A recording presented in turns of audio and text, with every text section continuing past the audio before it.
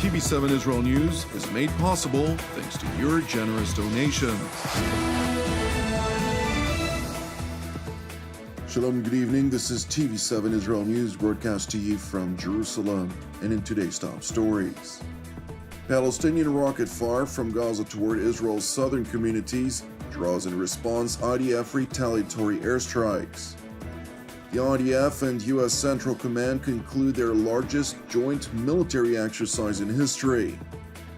The International Atomic Energy Agency acknowledges that Iran has enriched enough material for several nuclear weapons.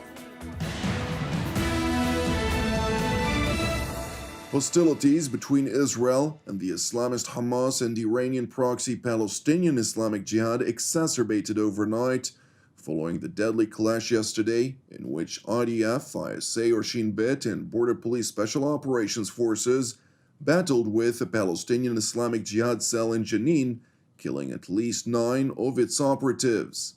Consequently, following pledges for revenge, Islamist Palestinians in the Hamas-controlled Gaza Strip indiscriminately launched 2 barrages of rockets toward Israel's southern communities. The first barrage of rockets was launched at midnight, including 3 projectiles, 2 of which were intercepted by the IDF's aerial defense array, while a third exploded within the territory of the Palestinian enclave. Subsequently, at approximately 3:30 a.m., another barrage of rockets was launched, including 3 projectiles, 2 of which were once again successfully intercepted, while a third exploded in an uninhabited territory within Israel. And while the trajectory of rockets triggered rocket alert sirens in a number of civilian communities, forcing tens of thousands of Israelis into bomb shelters within 15 seconds' time, thankfully, no injuries were reported. Meanwhile, in a retaliatory response, IDF fighter jets targeted a number of military installations belonging to the Islamist Hamas, including a subterranean rocket manufacturing site and a military base, both of which are known to contribute to efforts by Hamas to prepare for a future confrontation with Israel. Meanwhile, in Jerusalem, Prime Minister Benjamin Netanyahu held an extensive security situation assessment, following which he made clear that while Israel is not seeking escalation, he has instructed the security forces to prepare for all scenarios in various sectors in order to safeguard the citizens of Israel. Moreover, Premier Netanyahu also seized the opportunity to express his appreciation for the bravery and resourcefulness of the soldiers who thwarted the terrorist attacks that could have cost many lives, in reference to the counter-terror operation that effectively eliminated 9 operatives of the Iranian proxy Palestinian Islamic Jihad in Jenin. It is important to know that in addition to the 9 killed terror operatives, 1 Palestinian civilian has reportedly lost his life in the deadly exchange of fire. The IDF spokesperson's unit said that it is aware of the reported civilian casualty and highlighted that it has launched an investigation into the reported incident.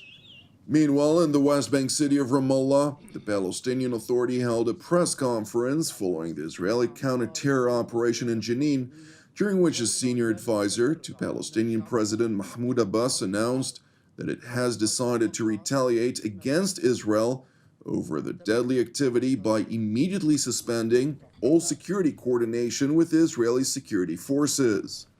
It is important to know that the Israeli defense establishment responded to the announcement by re-emphasizing the importance of the security coordination with the Palestinian Authority.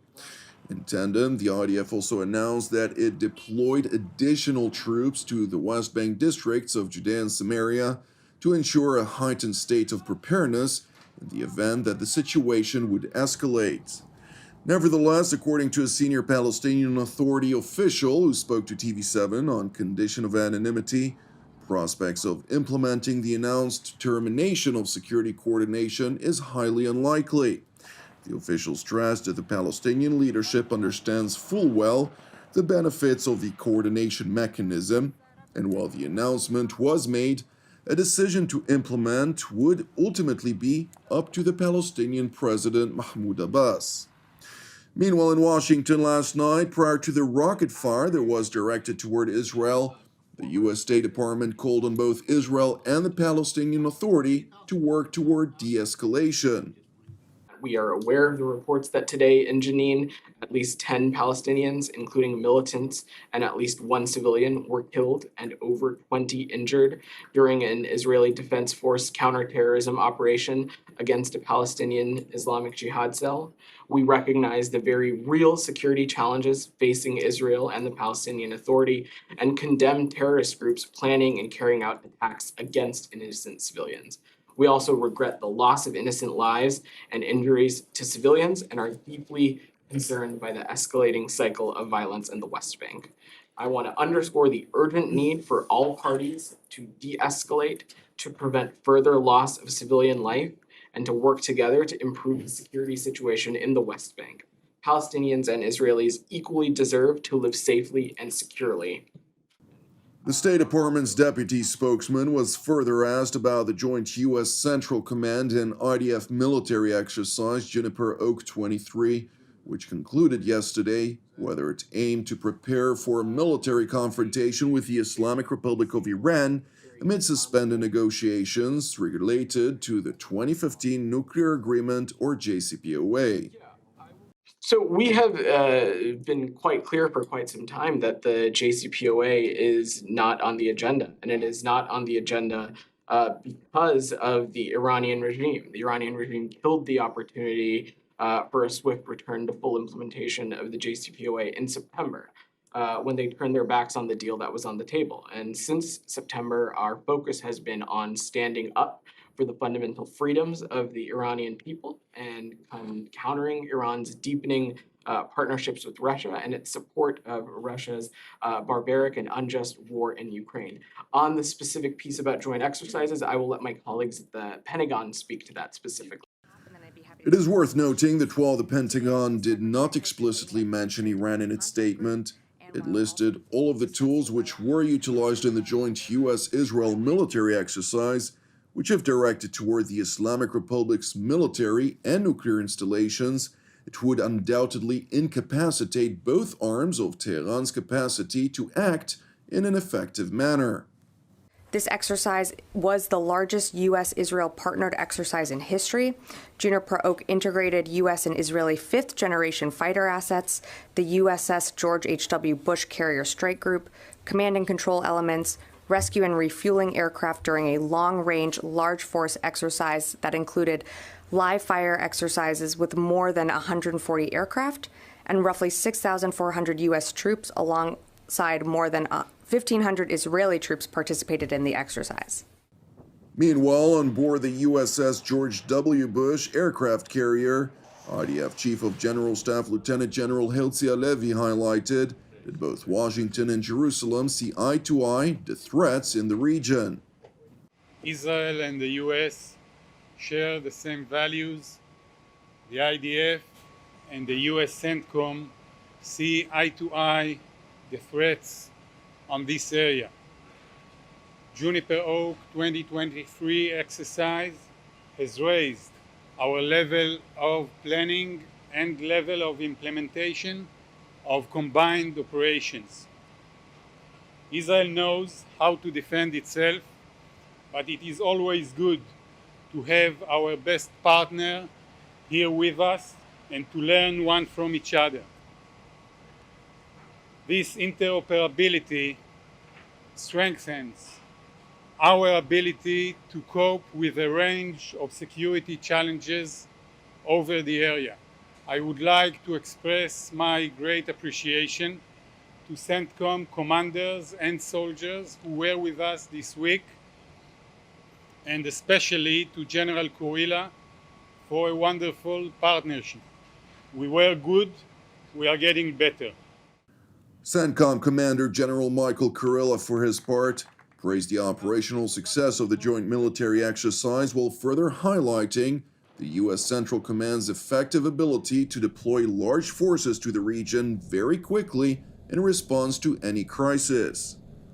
What we are seeing here this week is a display of CENTCOM's ability to move large number of forces into the region in the air, at sea, and on land, and operate in all domains to include space and cyberspace very quickly in response to a crisis.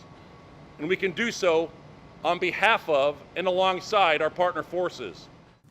It is important to highlight that while the West, under Washington's leadership, is gradually holding Iran accountable for its brutal crackdown of widespread public protests in Iran over the regime's suppressive policies and its support for the Russian Federation in its war in Ukraine, there is little to no activity being conducted in relation to Iran's race to a nuclear weapon, which earlier this week, IAEA Director General Rafael Mariano Grossi acknowledged in an address to the European Parliament's Subcommittee for Security and Defense and Committee on Foreign Relations that the Islamic Republic has successfully attained enough material for a nuclear weapons arsenal. One thing is true, they have amassed enough nuclear material for several nuclear weapons, not one at this point. You remember that it was to be this issue of the breakthrough and Mr. Netanyahu drawing things at the UN and putting lines. Well, that is long past. They have 70 kilograms of uranium enriched at 60%, 1,000 kilograms, and I think you were reminding us of that, at 20% and more, etc. So the amount is there. That doesn't mean they have a nuclear weapon, all right? That doesn't mean they have a nuclear weapon. Thank you for watching TV7 Israel News. I would like to continue encouraging you, pray for our persecuted brothers and sisters worldwide, as well as for the peace of Jerusalem and salvation of Israel. I'm Jonathan Hessen wishing you a Shabbat Shalom u'mevorach, and God willing, we'll see you again on Monday at the same time.